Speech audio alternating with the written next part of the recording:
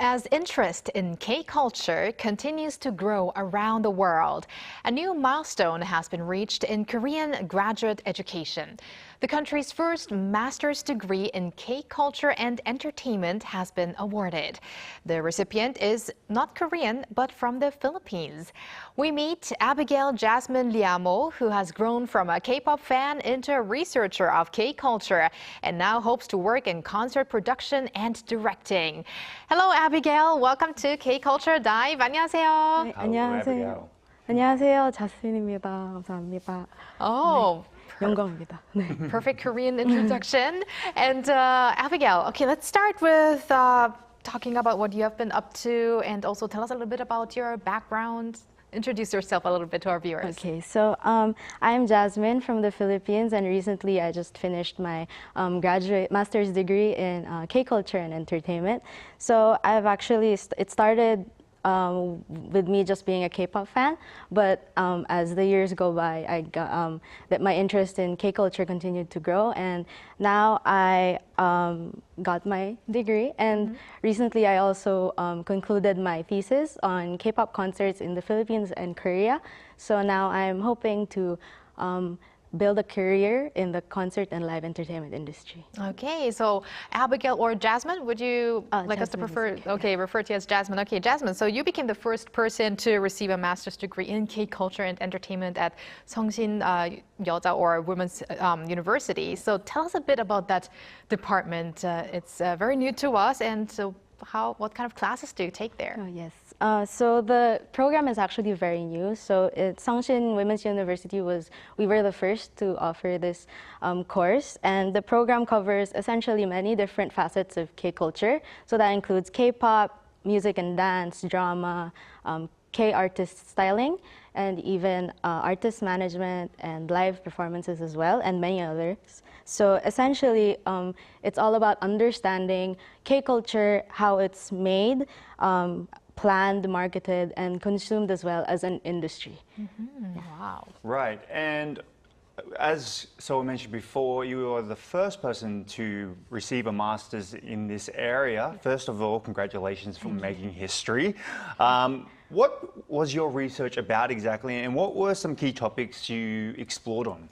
So my thesis was about K-pop concert consumption and concert planning strategies in Korea and the Philippines. And the main goal was to look at how fans experience or consume K-pop concerts, and also how local promoters or concert organizers organize and plan these concerts based on each market.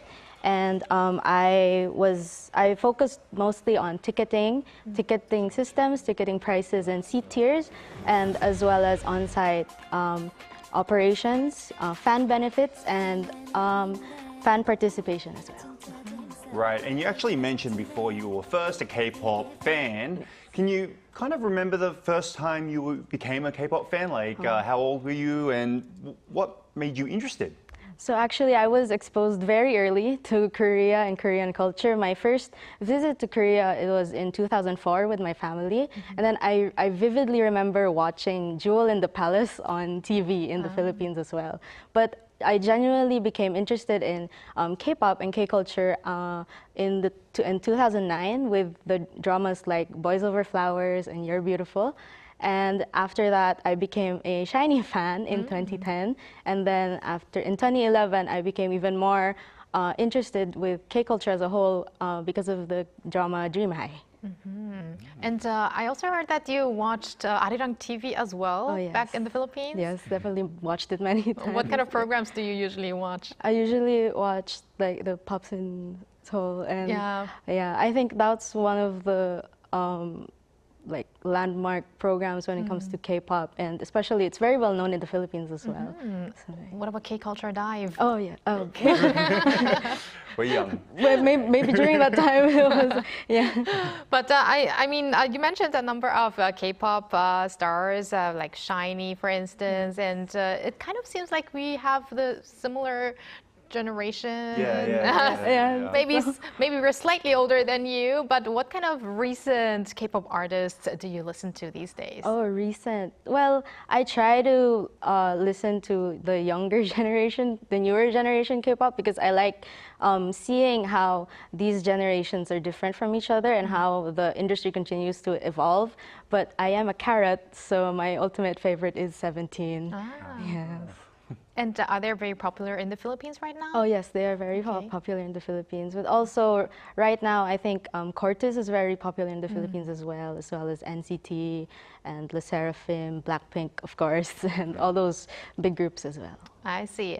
Okay, Jasmine, now in your master's thesis, you mentioned you compare K-pop concert consumption and concert planning strategies in Korea and the Philippines. So do you see any difference in the fandom culture as well?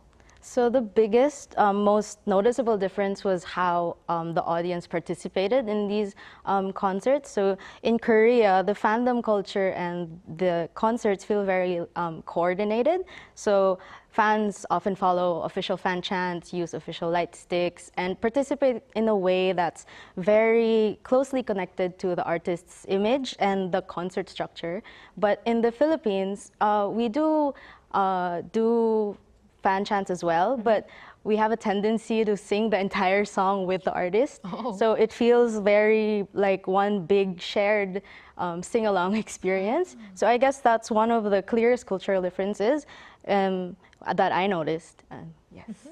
So when I also think about countries that are really interested in K-culture, or like Hallyu example, I actually first think about the Philippines because they usually have quite a big interest in K-pop, K-dramas, etc. Why do you think K-pop or even K-culture is just so popular there? I think it's because it matches many things that Filipinos really like. So good music, strong performances, all those singing, the dancing, and the emotional connection that K-pop brings as well is one of the factors that Filipinos easily connect with the genre. But I think it's also because during the early 2000s, the import of K-dramas really opened the door for Filipinos to be familiar with Korean music, and then with Sandara Park, who first debuted in the Philippines. She was really a really important bridge between the Philippines and Korean culture because it was before she debuted in 21. So when she debuted in 21, a lot of Filipinos really supported her simply because she debuted in the Philippines. Oh, wow, I didn't know about that, and I am a fan of 21 actually. But, so, like we said, you started off listening to K-pop. K-pop got your interest, and then you got more involved in K-culture, becoming a researcher in the K-culture sort of industry.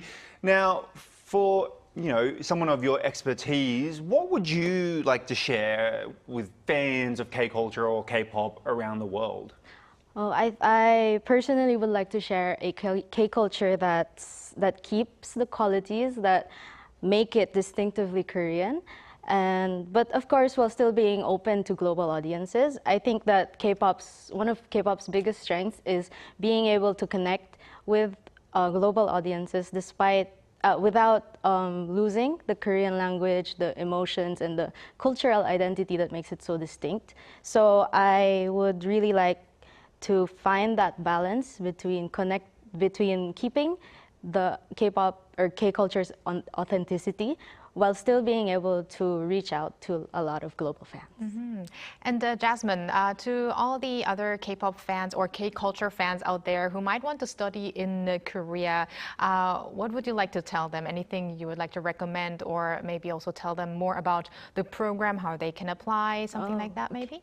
So I really encourage anybody who has interest in this field to really come to Korea. There's no better place to learn about it than here in Korea. And if specifically for my degree, it was very we touched on a lot of different aspects of K-culture. So I feel like, and we also did theory with real world industry cases. So it it's very good to for anybody who has interest in building a career in this field. So we usually do applications 2 times a year. So this term has unfortunately passed, but there's spring next year, so that would be really good. I think as news presenters who talk about Korean culture, it would be something for us. Actually, I'm very interested in that program, Jasmine. How about you, Walter? Yeah, it sounds very interesting. And just a quick question. You are the first person to get a master's in this area of education. Do you maybe hope to plan to go even further one day and possibly see yourself being more like becoming, I don't know, a doctorate or something else within this area? Immediately, maybe I would prefer to build a real career experience first, but that is definitely in my mind as well, being able to pursue further if possible. And now currently you are living in Korea, but if you go back to the Philippines, maybe if you do plan to go to the Philippines, how would you like to apply what you learned here in Korea? So I hope to be able to use what I've learned to build deeper and more meaningful connections between both countries. I think that being able to, I would like to contribute to projects that help Korean companies or concert promoters to understand the Philippine audience more. And I hope that that will become some sort of start for collaborations between Korean and Filipino artists, other creatives, and researchers, and all those things. Yes. Jasmine, I can't wait to see what the future holds for you, and I kind of feel like you're going to have a big responsibility in connecting the Philippines and Korea when it comes to cultural exchange. Thank you very much for sharing your story with us today. Thank you so much for having me. Thank you. And thank you, Walter, as always. We're going to have you back here later this week. See you later.